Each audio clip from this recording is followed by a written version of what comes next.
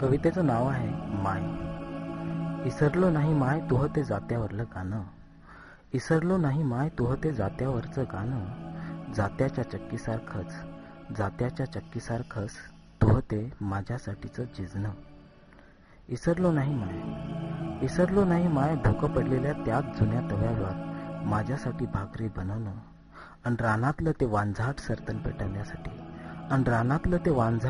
पेटवण्यासाठी लालसूर डोळ्यांनी तुझं ते फुंकणं.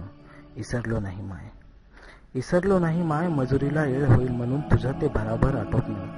इसरलो नाही माय मजुरीला येळ होईल म्हणून तुझं ते भराभर आटोपणं.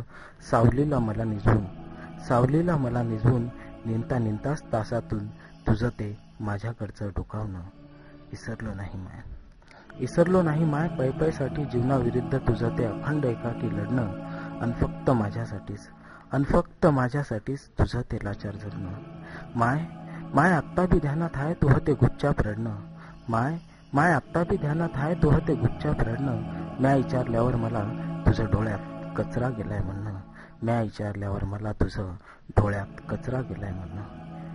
इसरलोच नाही माय अजून त्या सरणावरचं तुझ्या आयुष्याचं